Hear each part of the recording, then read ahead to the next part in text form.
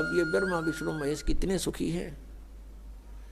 श्री विष्णु जी के अवतार श्री कृष्ण जी, श्री रामचंद्र जी, श्री रामचंद्र के रूप में राजा दशरथ के घर जन्म जब श्री विष्णु जी का हुआ, युवा हुए, युवा होते विवाह हुआ, विवाह होते ही वनवास हुआ, वनवास से सीता का हरण हुआ, यानी उसकी पत्नी का रावण उठा ले गया, और फिर रावण के साथ युद्ध हुआ। पुण्यात्माओं, करोड़ों व्यक्ति मारे गए वहां पर। तब सीता की वापसी हुई। वापसी आने पर बड़ी खुशी बनाई, नगरी में दीप जलाए गए घी के। सीता के वापस, श्री राम के वापस आने पर, सीता लौटा लाने पर, और कुछ दिनों के बाद सीता जी का निष्कासन कर दिया श्री रामचंद्र जी ने स्वयं ही। किस बात पर के एक धोबी ने व्यंग कस दिया, वो अपनी पत्नी को धमका रहा था रात्रि के समय। वो किसी उस आपस में कहा सुनी होने से उस धोबी की पत्नी घर से बाहर चली गई थी कहीं अपने रिश्तेदारी में। फिर वो वापस लेकर आया तो उसको धमका रहा था कि मैं तुझे घर नहीं रखूंगा, तू 3 दिन कहाँ रही। मैं दशरथ के पुत्र जैसा नहीं हूं जो वहां पर 12 वर्ष तक रावण के पास रही, उसको फिर घर ले आया। उधर से श्री रामचंद्र जी राजा थे अयोध्या के। पहले राजा लोग अपनी प्रजा के दुख सुखों को स्वयं ही जाना करते थे, रात्रि के अंदर वेश बदल कर घूमा करते थे।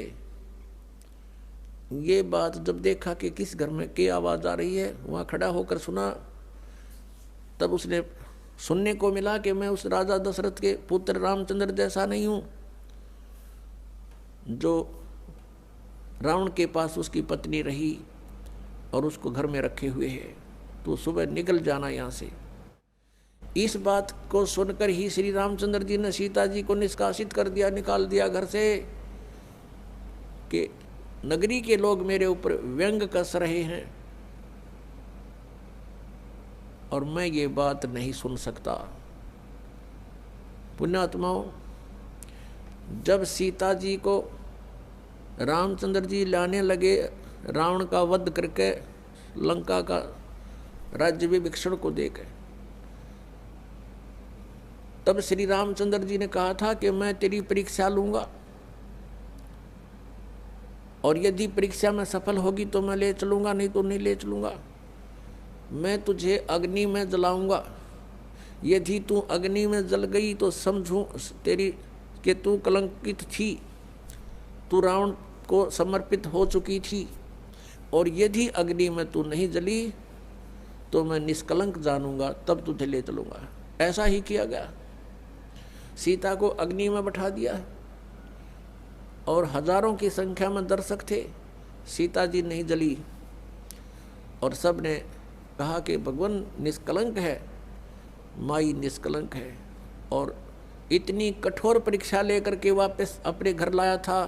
और फिर एक व्यक्ति के कहने से श्री रामचंद्र जी ने उसको निकाल दिया, अपनी पत्नी को। तो कहाँ गई वो उसका अपना जजमेंट। तो ऐसे ये राजा के योग भी नहीं थे ये लोग, और हम इनको भगवान मान रहे थे। एक गर्भवती औरत को अपनी को घर से बाहर निकाल देता है, कहीं मरो कहीं जाओ, कोई बात थी या? फिर परीक्षा लेने की क्या जरूरत थी? और क्यों इतनी दुनिया मरवाई, फिर छोड़ देता रहे, रावण के पास ही रहती हो। पुण्यात्माओं, यहाँ का राजा काल भगवान है, और ये नहीं चाहता कि यहाँ के प्राणियों को परमात्मा का पता लग जाए, जिस कारण से इसने इनको भगवान सिद्ध करवा रखा था अपने नकली दूतों के माध्यम से। और फिर क्या होता है लास्ट में, श्री रामचंद्र जी ने अश्वमेघ यज्ञ घोड़ा छोड़ दिया कि पूरी पृथ्वी पर शासन प्राप्त करने के लिए कि इस घोड़े को जो पकड़ेगा वो युद्ध करे मेरे साथ। वो घोड़ा उसी के पुत्रों ने, जो सीता जी ने बाहर जाके जन्म दिया था ऋषि वाल्मीकि की कुटिया में, एक पुत्र गर्भ में था, दूसरा फिर वाल्मीकि जी की मिसअंडरस्टैंडिंग के कारण एक घास से यानी कुसा से, या घास होती है डाब, इससे एक लड़का बनाया था। ये अलग कहानी है, फिर बताएंगे। तो लव और कुश नाम से प्रसिद्ध हुए। लव तो सीता के गर्भ से जन्म हुआ था और कुश को वाल्मीकि जी ने अपनी भक्ति शक्ति से उसको बनाया था। लव और कुश युवा थे, उन्होंने वो श्री रामचंद्र जी का घोड़ा पकड़ लिया। फिर उनका पिता पुत्रों का युद्ध हुआ तो दोनों ने छक्के छुड़ा दिए राम के, और सीता जी फिर भी उनके हाथ नहीं आई और वो पृथ्वी के अंदर समा गई। और श्री रामचंद्र जी ने आकर के सरयू नदी के अंदर, अयोध्या के साथ से बह रही एक सरयू दरिया, उसमें जल समाधि ले ली इसी दुख में। अब श्री कृष्ण जी का इतिहास देख लो। श्री विष्णु जी अवतार श्री कृष्ण जी, श्री राम वाली, श्री रामचंद्र जी के जीवन वाला भोग भोग के वो प्राणी श्री कृष्ण रूप में फिर जन्म हुआ। सारा जीवन दुखी रहा श्री कृष्ण, सारा जीवन जेल में जन्म हुआ, माता पिता कैद में, कभी मामा शत्रु हो गया, कभी पूतना मारने जा रही है, कभी केसी, कभी तानौर शत्रु हो गया, कभी जरासेंग लड़ने को आ रहा है, कभी शिशुपाल से युद्ध हो रहा है, कवासुनी हो रही है, और कभी फिर काल्यवन आ रहा है। इस दुख में श्री कृष्ण जी ने मथुरा का त्याग कर दिया और ऐसे स्थान पर रहने लगे जहां कोई ना पहुंच सके। समझदार व्यक्ति यही सोचते हैं, राड से बाढ़ अच्छी होती है, झगड़े से बचाव अच्छा होता है। श्री कृष्ण जी उन सबको भी मार सकते थे, क्योंकि वो त्रिलोक के में एक विभागीय मंत्री है, एक विशेष शक्ति होती है प्राणी में, वो उनके अंदर शक्ति थी। लेकिन यही सोचा था कि किस किस ने मारूं, या तो सबकी बुद्धि भ्रष्ट। तो श्री कृष्ण जी ने द्वारका बनाई। समुद्र के बीच में एक टापू था जिसका केवल एक गेट था, द्वारिका, एक द्वार की नगरी।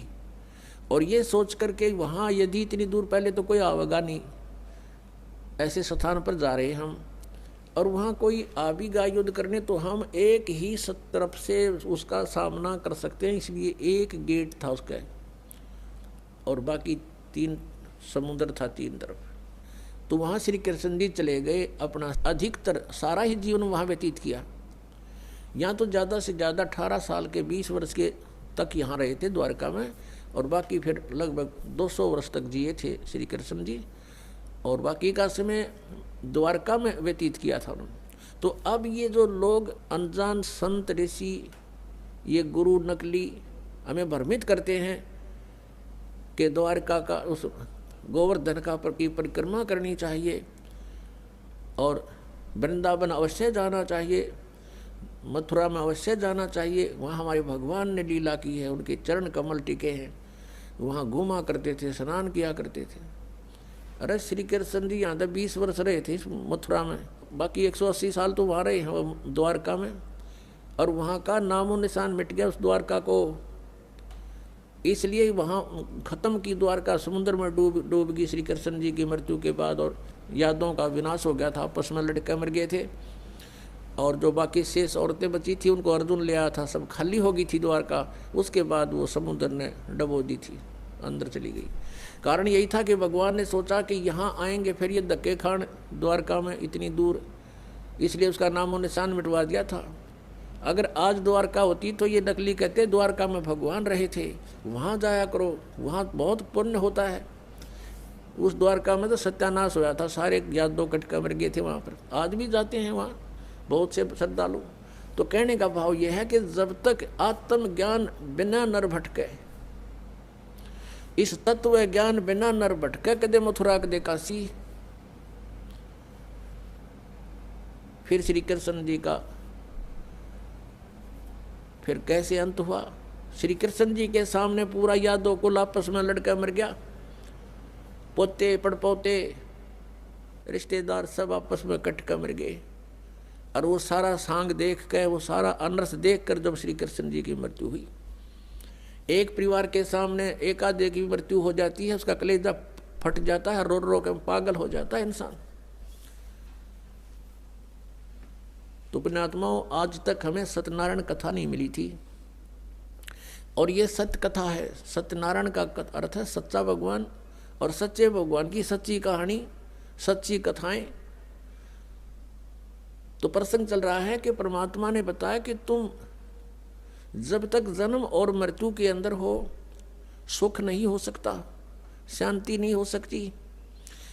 अब इंद्र सोचता है ब्रह्मा विष्णु महेश सुखी होंगे। अब इन ब्रह्मा विष्णु महेश की आप देख रहे हो, श्री राम की, श्री विष्णु जी की, श्री कृष्ण जी की कैसे दुर्गति हुई।